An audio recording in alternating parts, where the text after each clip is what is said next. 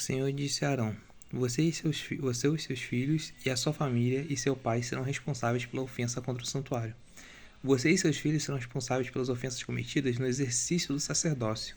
Traga também os seus irmãos levitas, que pertencem à tribo de seus antepassados, para se unirem a você e o ajudarem quando você e seus filhos ministrarem perante a tenda que guarda as tábuas da aliança. Eles ficarão a seu serviço e cuidarão também do serviço da tenda, mas não poderão aproximar-se dos utensílios do santuário ou do altar.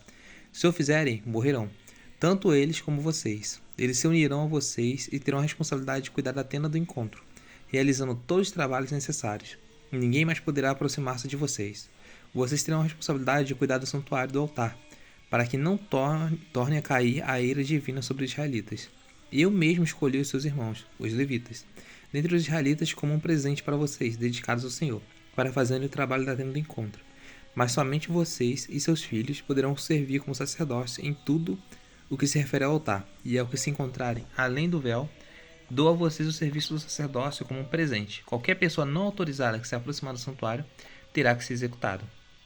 Então o Senhor disse a Arão: eu mesmo o tornei responsável pelas contribuições trazidas a mim. Todas as ofertas sagradas que os israelitas me derem, eu as dou como porção a vocês e a seus filhos. Das ofertas santíssimas vocês terão a parte que é poupada do fogo. Dentre todas as dádivas que me trouxerem como oferta santíssima, seja oferta de cereal, seja oferta pelo pecado, seja de reparação, tal parte pertence a você e a seus filhos, como algo santíssimo. Todos do sexo masculino a comerão, considerem-na santa. Também dou a vocês e a seus filhos e filhas, por decreto perpétuo, as contribuições que cabem a vocês. De todas as ofertas dos israelitas que devem ser ritualmente movidas, todos os da sua família que estiverem cerimonialmente puros poderão comê-las. Dou a vocês o melhor azeite, o melhor vinho novo e o melhor trigo que eles apresentarem ao Senhor, como primeiros frutos da colheita. Todos os primeiros frutos da terra que trouxerem ao Senhor serão seus. Todos os da sua família que estiverem cerimonialmente puros poderão comê-los. Tudo que em Israel for consagrado a Deus pertencerá a você. O primeiro nascido de todo o ventre, oferecido ao Senhor, seja homem, seja animal, seja seu. Como você deverá resgatar todo filho... Não, seja seu não. Eu li errado. Seja homem, seja animal, será seu. O primeiro nascido de todo o ventre, oferecido ao Senhor, seja homem, seja animal, será seu.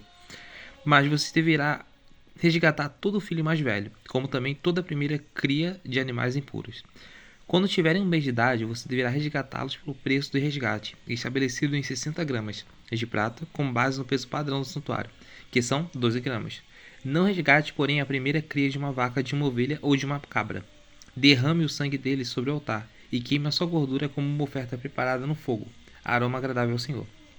A carne desses animais pertence a você, como também o peito da oferta movida e a coxa direita. Tudo aquilo que for separado entre todas as dádivas sagradas que os israelitas apresentarem ao Senhor, eu dou a vocês e a seus filhos e filhas, como decreto perpétuo.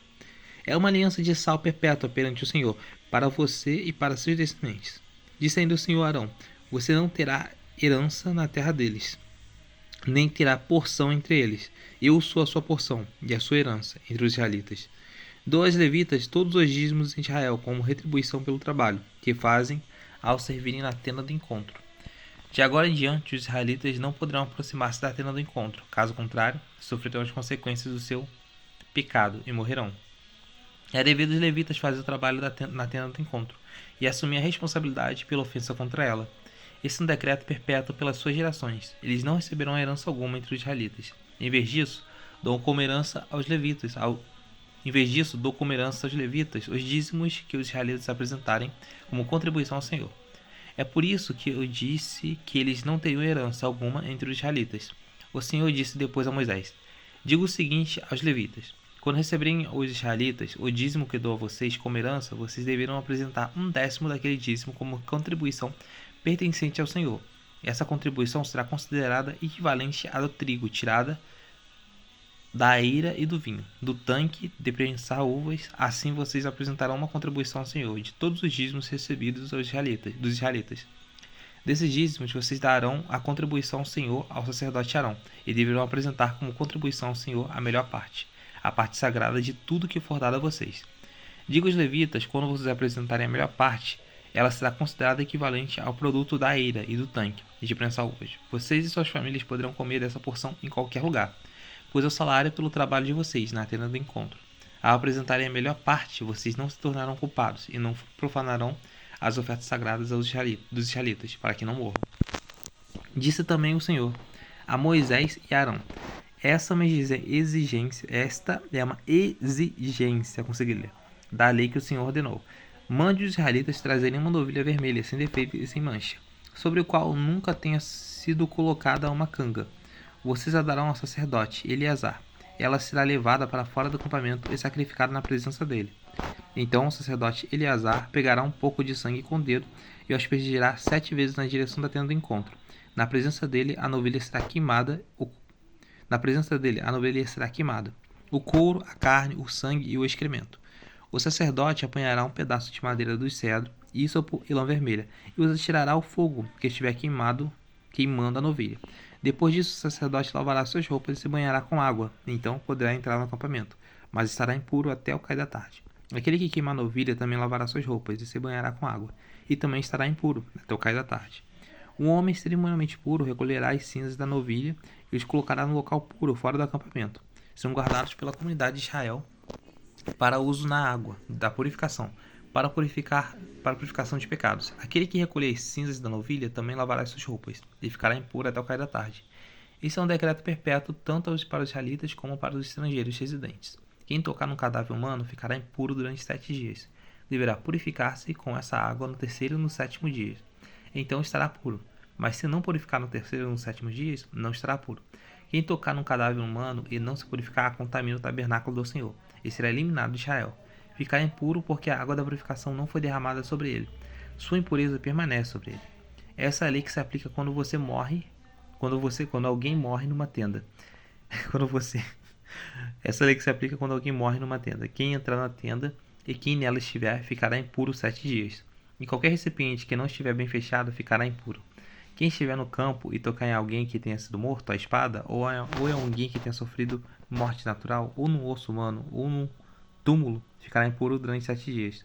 Pela pessoa impura, colocarão um pouco de cinzas do holocausto de purificação num jarro e derramarão água da fonte por cima. Então o homem cerimonialmente puro pegará ísopo, molhará a água e aspergirá sobre a tenda. Sobre todos os utensílios e sobre todas as pessoas que estavam ali, também a aspergirá, sobre todo aquele que tiver tocado num osso humano, ou num túmulo, ou em alguém que tenha sido morto, ou em que tenha sido morte natural. Aquele que estiver puro aspergirá sobre a pessoa impura no terceiro e no sétimo dia, e no sétimo dia deverá purificá-la. Aquele que estiver sendo purificado lavará as suas roupas e se banhará com água, e naquela tarde estará puro.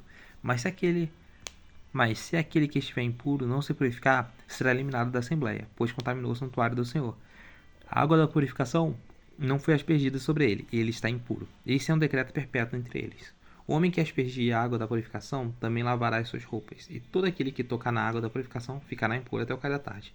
Qualquer coisa na qual alguém estiver impuro tocar, se tornará impuro, e qualquer pessoa que nela tocar ficará impura até o cair da tarde.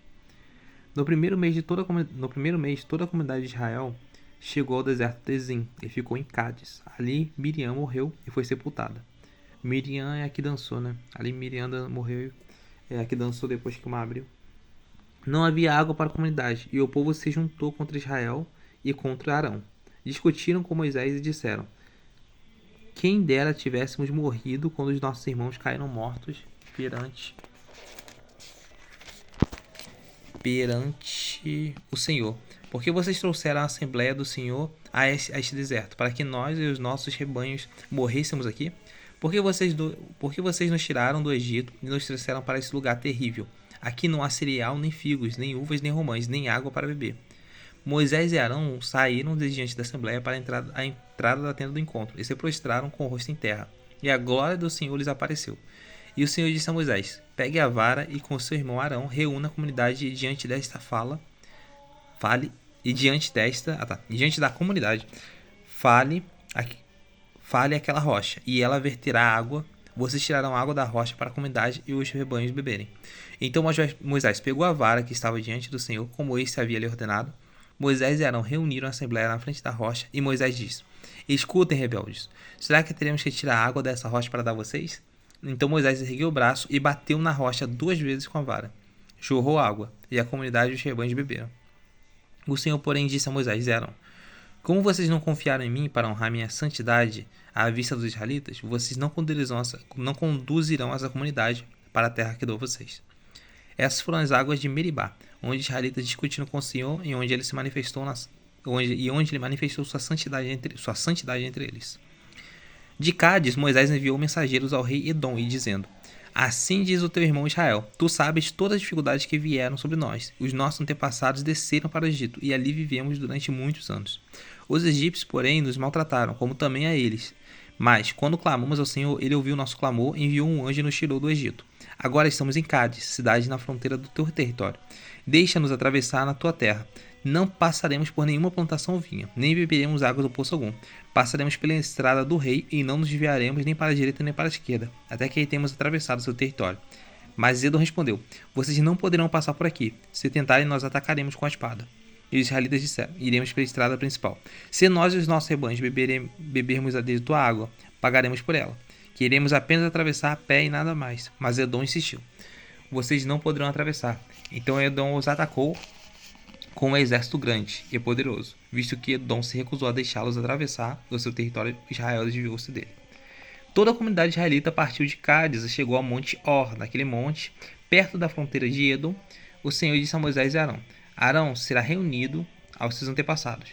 Não entrará na terra que dou aos israelitas, porque vocês dois se rebelaram contra a minha ordem junto às águas de Meribá. Leve Arão e seu filho Eleazar para o alto do monte Or. Tire as vestes de Arão, coloque-as em seu filho Eleazar, pois Arão será reunido aos seus antepassados. Ele morrerá ali. Moisés fez conforme o Senhor ordenou. Subiram ao monte Or, à vista de toda a comunidade. Moisés tirou as vestes de Arão e as colocou em seu filho Eleazar. E Arão morreu no alto do monte. Depois disso, Moisés e Eleazar desceram do monte. E, quando toda a comunidade soube que Arão tinha morrido, toda a nação de Israel planteou por ele durante 30 dias.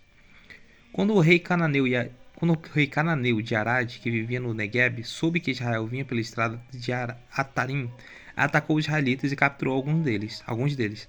Então Israel fez um voto ao Senhor: Se entregares este povo em nossas mãos, destruiremos totalmente as suas cidades. O Senhor ouviu o pedido de Israel e lhes entregou os cananeus. Israel destruiu completamente a eles e as suas cidades, de modo que o lugar foi chamado Ormá. Partiram eles do monte Or pelo caminho do Mar Vermelho, para contornarem a terra de Edom. Mas o povo ficou impaciente no caminho, e falou contra Deus e contra Moisés, dizendo: Por que vocês nos tiraram do Egito, para morrermos no deserto? Não há pão, não há água, e nós detestamos essa comunidade miserável. Nós detestamos essa comida miserável. Então o Senhor enviou serpentes venenosas que morderam o povo, e muitos morreram. O povo foi a Moisés e disse: Pecamos quando falamos contra o Senhor e contra você. Ore pedindo ao Senhor que tire as serpentes do meio de nós. E Moisés orou pelo povo. O Senhor disse a Moisés: Faça uma serpente e coloque-a no alto de um poste. Quem for mordido e olhar para ela, viverá. Moisés fez então uma serpente de bronze e a colocou num poste. Quando alguém era mordido por uma serpente e olhava para a serpente de bronze, permanecia vivo. Os israelitas partiram e acamparam em Obote. Depois partiram de Obote e acamparam em Ijeabarim. Acho que é isso. No deserto de fronte de Moabe, ao leste. Dali partiram e acamparam no vale de Zerete.